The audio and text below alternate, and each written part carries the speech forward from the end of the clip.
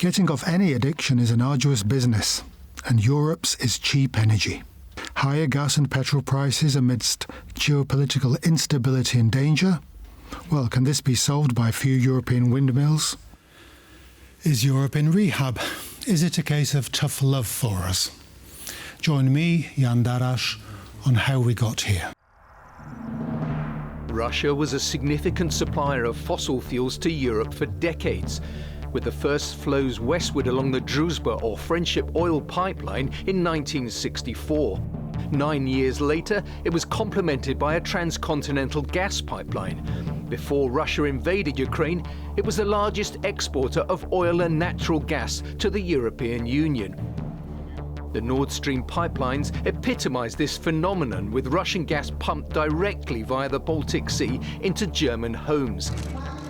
This dependency was in large part forged by the likes of former German Chancellor Gerhard Schröder, a personal friend of President Vladimir Putin, who has worked for Russian state-owned energy companies.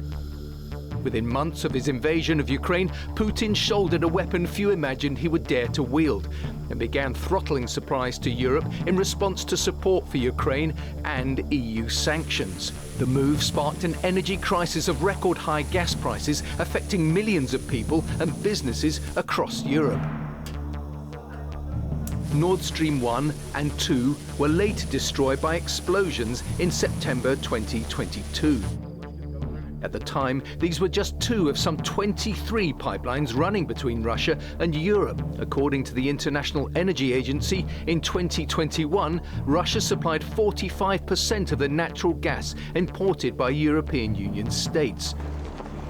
The threat of a crippling shortfall in energy supply sent shockwaves through Brussels and European capitals, which feared an economic meltdown at the hands of an energy mafia, and supercharged a scramble for alternative supplies. Figures from the European Council for last year show Russian gas made up just 8% of EU imports. The shortfall has been made up by increased supplies from Norway, liquefied natural gas imports led by the United States, while at the same time slashing gas use. A European Commission report in October said the EU is on track towards its goal of ending reliance on Russian fossil fuels within this decade. But the Commission says there's no room for complacency. It warns that energy markets remain vulnerable, fossil fuel subsidies increased during the crisis, and that critical infrastructure needs to be protected from sabotage.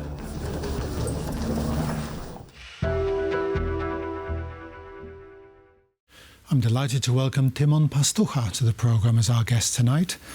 He's an analyst at the Polish Institute of International Affairs. Welcome to our programme. Hello, it's lovely to be here. Great to have you. First question, let me take you back to the end of the Cold War, late 1990s. The West is in its full flow of arrogance, you might say. It's won the Cold War. I was there at the time when we thought that we were going to redraw the map of the world, restructure all its finances. And we thought we had the peace dividend, so it was going to be an era of cheapness, cheap oil, gas, cheap goods from Asia. Where did it all go wrong? I suppose that's my question. Well, it's a very interesting and hard question to answer shortly, but I think we need to go back to the other ideas that were in that time. It was the time of ideas like the end of the history, mentioned by Fukuyama. And now we understand that it was not correct. So the same problem is with the energy. We were thinking that the world will be, as you say, we will have peace, cheap oil, cheap gas, and everything will be like in good end of capitalism time. But we were wrong. And now we see that these mistakes, we need to pay for them. And the price is quite high because of the energy crisis we have right now. It's in the end we are at the end of one of this energy crisis. Maybe second will appear in the next years, months, or decades. So we see that our policy in energy was quite wrong, especially the policy which we had in Europe, and mainly in Western Europe, because, for example, Germany were thinking that they can buy a really, really cheap gas. They can close all their nuclear power plants and make a good deals and sell us cars and so on. But also it was the time, this 90s, when we saw that there is something like a climate change. It wasn't the first time mentioned, but then it started to appear in our conscious that we have to deal with that. And years by years, the scientists find out that it will be one of the biggest issues, risks, which we will have to solve in this century. And it also affects energy, because energy is a thing, it's a sector which emissions are really high. And in this problematic, I don't know how to say it, how to find a good word, but multipolar, and we see a lot of problems to solve, and they appear in one moment, so we have to find a solution very fast, and I think it could be an opportunity to find new ideas, new solutions, to make a technological shift or political shift also. You've given us material for 2 to 3 hours of heated discussion, yeah. But keeping on to the subject of the way that Europe saw itself in the 1990s, we thought that we would get the cheap gas from Russia, that we had won the Cold War, and that any Russia that came afterwards was going to be a good Russia, to use a very broad adjective. Prime ministers like Tony Blair, Gerhard Schröder went over, met Mr. Putin, and they thought he was a great Democrat. So we thought there was going to be a kind of cozy relationship. How do you view that in the light of what's been happening in Ukraine since 2014? I think Russia has changed, and most of our politicians didn't mention that there is a big change in thinking, because we didn't listen to them, what they are saying, what they are speaking about, what are the ideas. For example, in 2003, Russian politicians and strategists find out that idea that energy, technology, which is connected with nuclear energy, and Russian hydrocarbons and coal will be not only a place where they can earn a lot of money, but also it will be weaponized, or it can be used in external policy and also internal, because it has both sides. So they earn a lot of money. They prepare for kind of geopolitical or political change, they were just waiting for finding an idea to renovate its empire, if I can say like that. And they were just preparing. It was a long process, and we were just like a frog boiling in the water. We did nothing. Okay, we need to also mention that there was a few states in Europe, like Poland, Baltic states.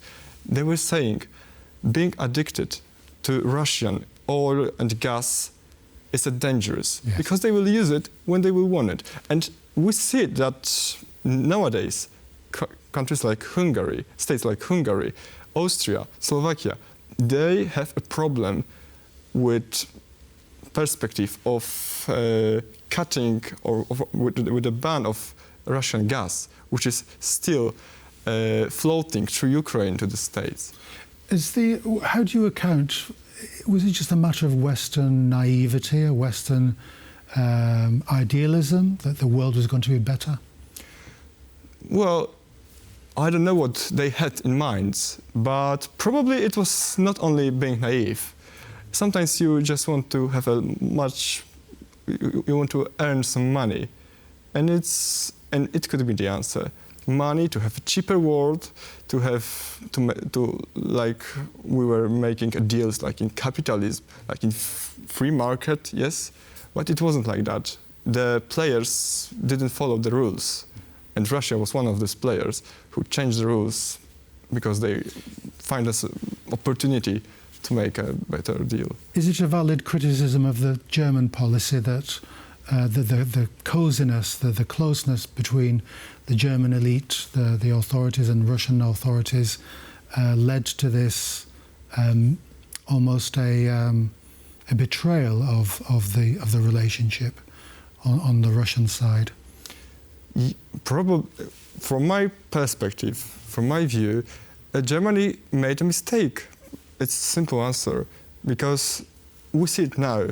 We need 20, 25 years of that deal, of that idea, when it collapsed totally.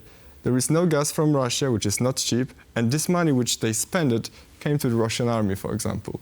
So the German idea of making very good gas and oil deal with Russia was not a point. Is a last question about Germany. Is there a secret desire to return to business as normal? We see Germany blows hot and cold. It supports Ukraine, but yet it doesn't want to go for full support. It seeks to be opposed to Russia, but it doesn't want to oppose it too much. What's the problem there? Is it one of that they still want the energy? They still need the energy? I'm not a specialist in German policy, but from energy perspective, they look like they are lost. They don't know what to do, because the idea, the Energiewende, will now collapse. So they were thinking, they were like preparing the economy for that idea for 20 years, and now like in 2 days it collapsed. So they need to find how to find themselves in that world which is changing. They closed their nuclear power plants, which is probably one of the biggest mistakes they made. They are thinking that they can still have the same model by using not gas from Russia, but LNG from United States, Kuwait, or so.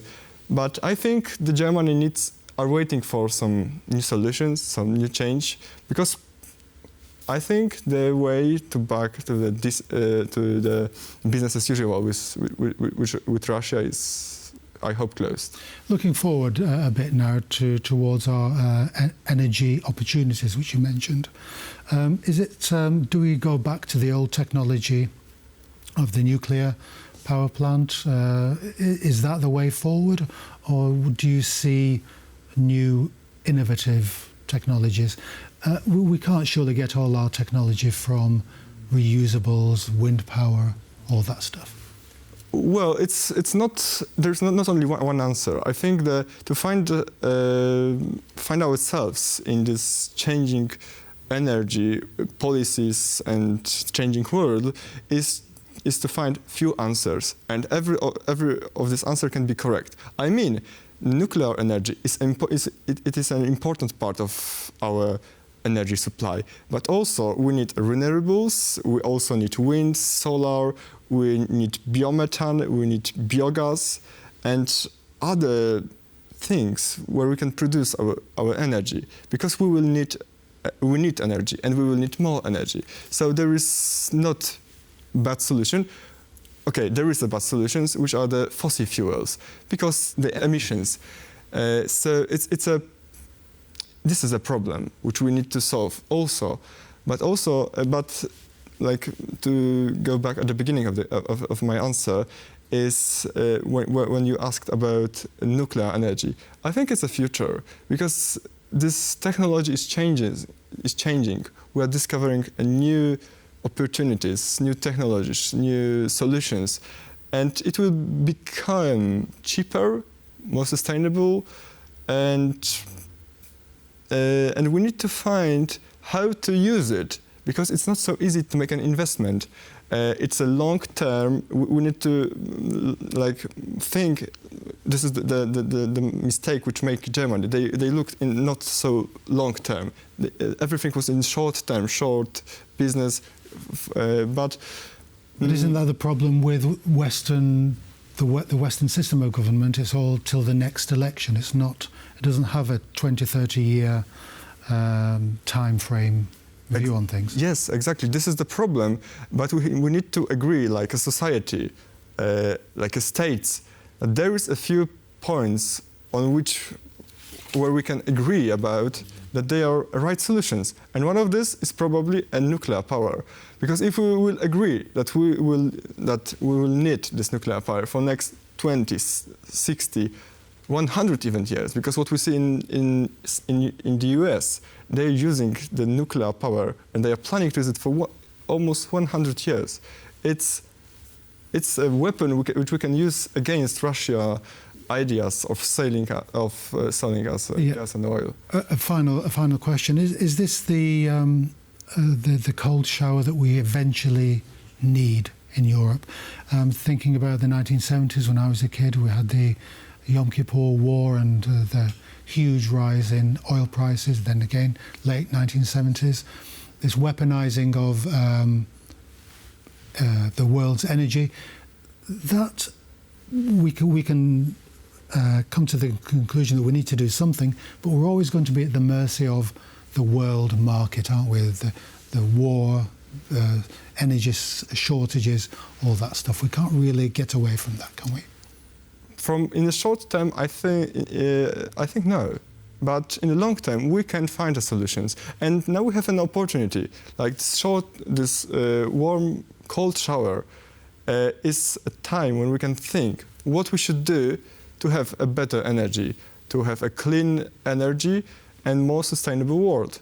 This is just a time in last 50 years, yes, when we can make this shift and have a better world in the next 10 years. So this discussion we will not have in next, I hope, 10 years, that we will see what is done, what we have done, and how the world is changing. And the future in the future will be without this energy shortage. Well, I'll invite you back when I'm in an old people's home. That's all we have time for. Tymon Pastucha, thank you very much for coming onto our programme. I'm sure we'll have lots to talk about in future editions. Thank you very much. It was a pleasure. That's all we have time for today. So join us next time on How We Got Here.